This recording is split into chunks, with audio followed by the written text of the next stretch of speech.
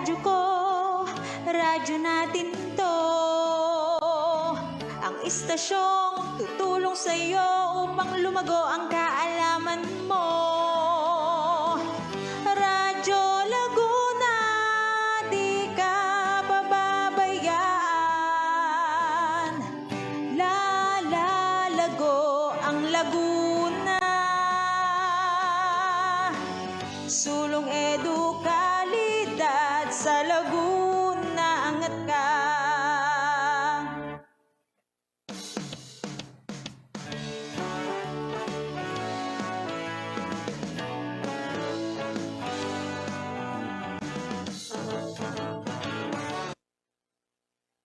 Good morning, kids. You are listening to Radyo Laguna and tune into Play and Learn.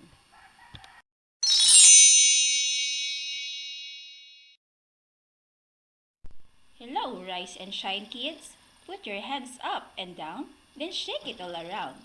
With that, let's start the day right and bright. Once again, this is your storyteller, Teacher Arlene Coroza. I know you are all happy and very excited to hear our new story today.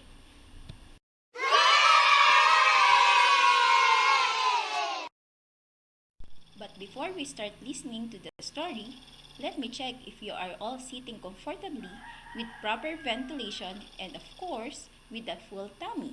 Are you all set?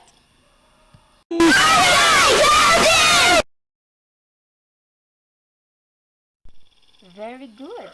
Everybody's ready to listen to our exciting children's story.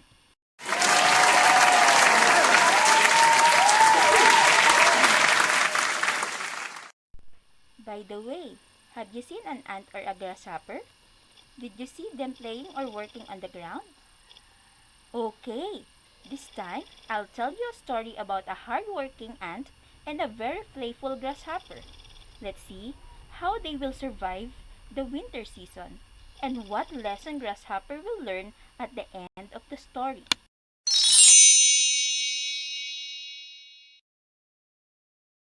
But before we go on to the story, I want you to take note of the following questions I will ask you. So, listen very carefully to the story and get ready to answer the questions after. For question number 1, who are the main characters of the story? For question number 2, how can you describe the ant and the grasshopper? For question number 3, what are the preparations of ant and grasshopper for the winter season? For question number 4, if you were the grasshopper, would you imitate what he did? Why?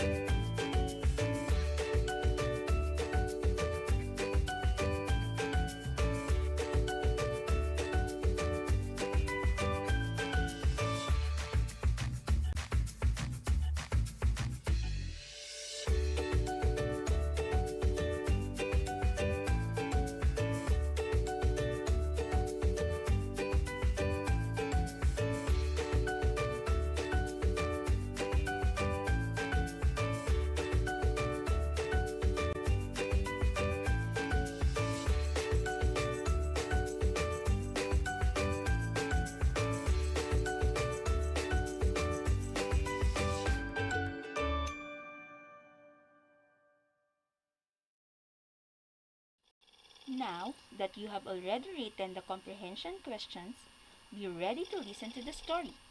The story is about the ant and the grasshopper. Listen very carefully and get ready to clear the questions on your mind. Good day, everyone. Today, you are going to listen to a tale. It is entitled The Ant and the Grasshopper by Aesop. One summer day, a lazy grasshopper was chirping and sitting and playing games, just as he did every day. A hard-working ant passed by, carrying a huge leaf that he was taking back to the ant's nest. The grasshopper said to the ant, "All you ants do is work all day. You should be more like me and play, play, play." The ant replied, I'm storing food for the winter season. You should be working for the same reason. What will you eat when the weather gets cold? How will you feed your hungry household? The grasshopper laughed. All the ants do is work and worry. Slow down. Don't be such in hurry. Just look around. There's plenty of food. Don't give me advice. That's just plain rude. The ant kept working. The grasshopper kept playing. And winter soon came. The ant has stored for the winter and had enough food stored in the nest to last through the cold, harsh winter weather. Now that the winter had arrived, the grasshopper couldn't find any food and soon became very hungry. He soon remembered the hard-working ant he had made fun of in the summer. The grasshopper went to the ant's nest and asked for food. The ant, who was still busy working at keeping the food clean and dry, said, I told to save food for the winter breeze, while you spent the summer playing in ease. I stored just enough food for the winter, it's true, but I can feed you all winter, or I'll starve too. The ant gave the grasshopper a few crumbs, but the grasshopper was cold, miserable, and hungry all winter. The next summer, the grasshopper worked hard to store food for the upcoming winter. The next winter, the grasshopper was well fed and happy. He had learned to think ahead and plan for the future. Okay, so did you like and understand the story that you have listened to? If so, let us answer the questions. For question number 1, who are the main character of the story? Very good! The ant and the grasshopper are the main character of the story.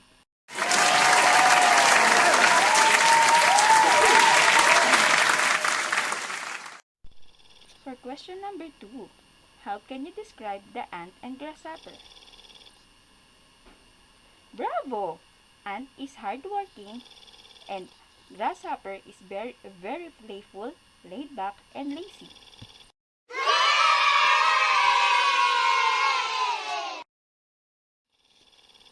What are the preparations of ant and grasshopper for the winter season? Correct! Ant finds and saves food while grasshopper is playing and singing around the farm.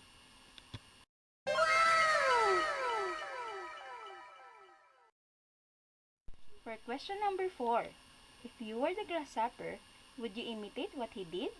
Why? Well done! We shouldn't be like the grasshopper because it's not good to be lazy.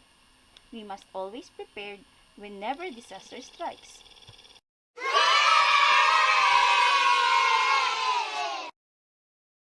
So what lesson do you learn from the story? Yes, you are right. Do not be lazy and always be prepared. Wow! I'm really glad that you understood the story, and I hope you enjoyed listening to the story. Great job in listening. Thank you very much. Have a good day. Stay safe. This is Teacher Arlene Coroza, signing off.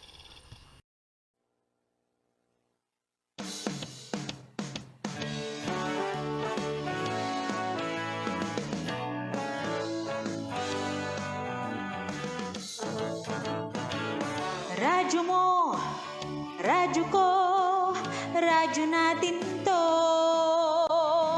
Ang istasyong tutulong sa'yo upang lumago ang kaalaman mo. Radyo Laguna, di ka pababayaan. Lalalago ang Laguna. Sulong edukasyon.